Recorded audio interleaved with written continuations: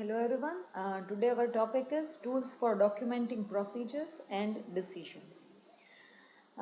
Procedures માટે અને decisions માટે કયા ટૂલ્સ લઈ શકાય અને એના માટે સૌથી પહેલો ક્વેશ્ચન એ થાય કે ટૂલ્સ કોને કહેવાય, રાઈટ? કારણ કે સિસ્ટમ એનાલિસિસ એન્ડ ડિઝાઇન છે એમાં આપણે ટૂલ્સ કોને કહીએ છીએ. A tool is any device or object or operation used to accomplish some specific task. System analysts rely on a tool just as other people do in their everyday activities.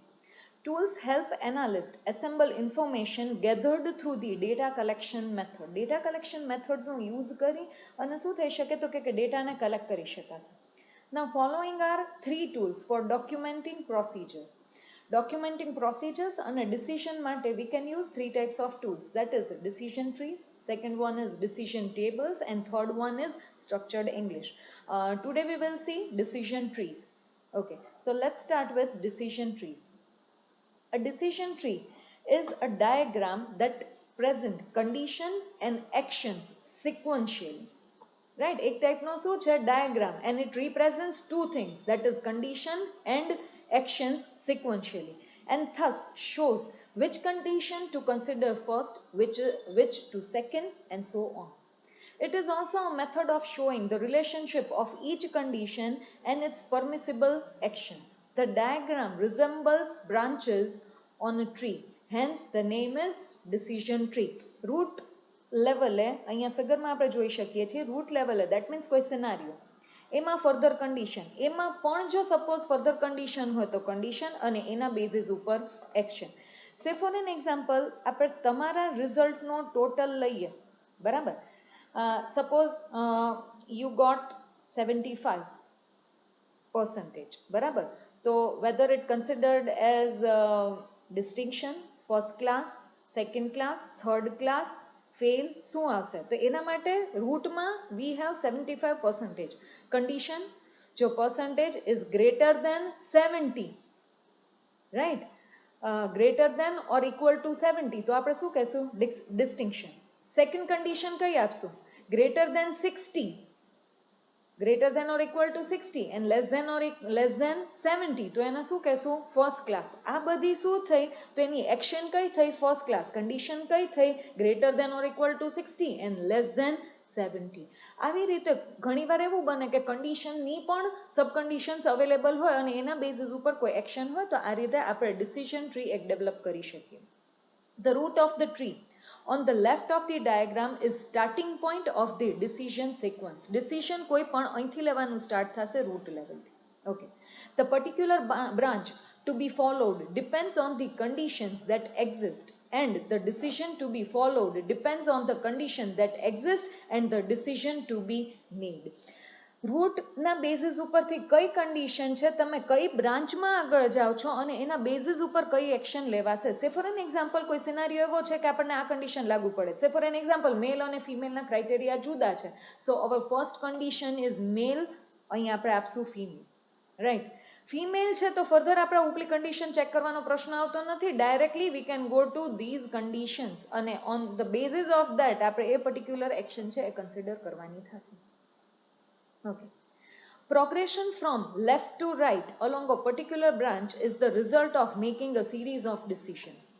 Following each decision point is the next set of decision to be considered. જેમ જેમ આગળ જાશું we can come to some concrete decision or conclusion.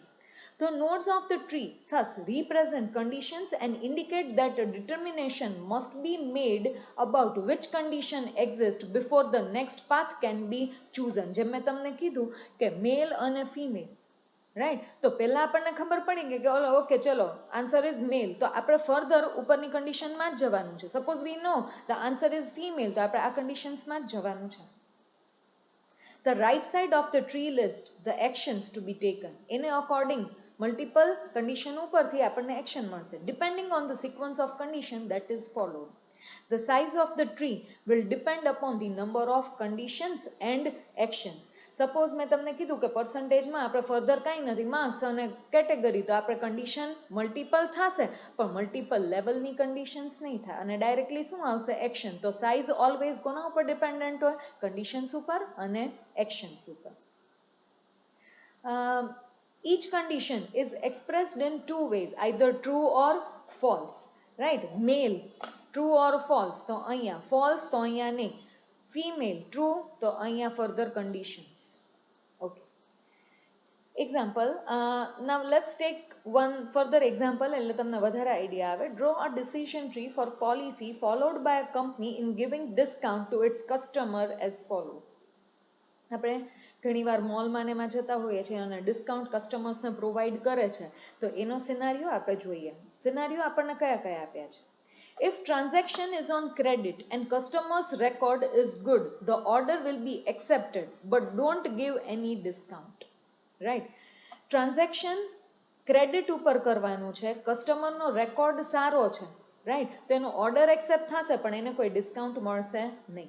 Second condition, if customer's record is good, if customer's record is not good, don't accept any order. એનો record track જ સારો નથી તો આપણે એને કોઈ ઓર્ડર એક્સેપ્ટ કરવાનો નથી. Third thing, if transaction is on cash and sales amount is more than 100 rupees, discount will be given 20%. Okay, just a minute. આ આપણી ફર્સ્ટ કન્ડિશન હતી. ટ્રાન્ઝેક્શન ઇઝ ઓન ક્રેડિટ, જો સારું છે તો આપણે એક્સેપ્ટ કરશું અને ડિસ્કાઉન્ટ કોઈ નહીં આપીએ. કસ્ટમરનો રેકોર્ડ જ સારો નથી તો આપણે કોઈ ઓર્ડર એક્સેપ્ટ કરશું નહીં. Second condition, transaction is on cash, credit ઉપર નથી કેશ ઉપર છે, and sale amount is more than 100 rupees, તો એને ડિસ્કાઉન્ટ મળશે 20%.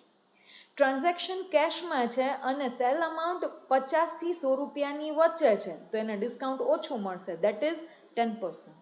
અને if transaction is on cash અને sale amount is less than 50 rupees, order accept થશે પણ એને કોઈ ટાઈપનું ડિસ્કાઉન્ટ દેવામાં આવશે નહીં.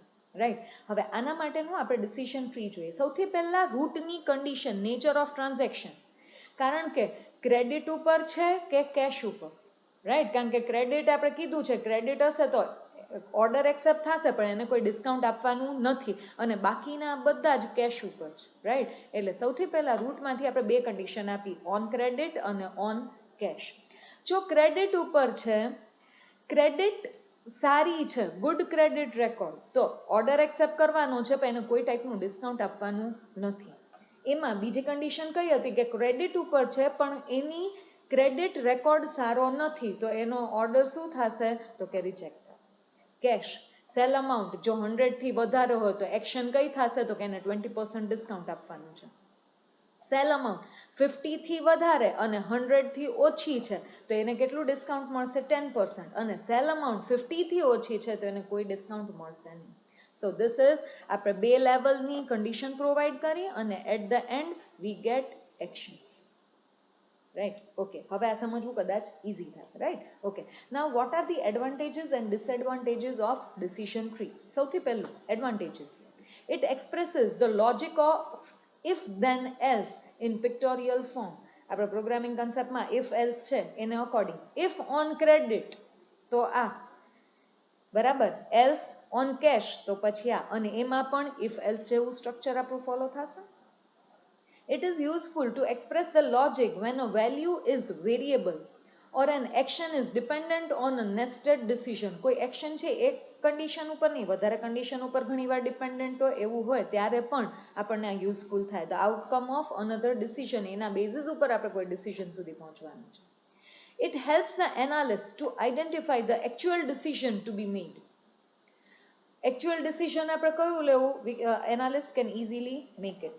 It is used to verify logic and problems that involves a few complex decisions and limited number of actions.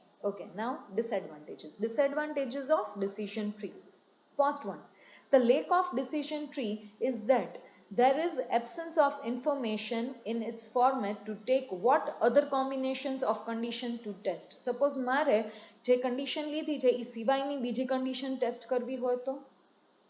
Second thing, a large number of branches with many paths will confuse rather than help in analysis. ઘણીવાર decision tree, આપણે તો અત્યારે એક નાનું example જોયું છે અને આપણી પાસે બે લેવલની કન્ડિશન્સ છે અને પછી એક્શન છે. ઘણીવાર બ્રાન્ચીસ વધારે હોય, કન્ડિશન્સ મલ્ટિપલ છે, at that time sometimes it becomes bit complicated and bit confusing for analyst. So today we keep up to this.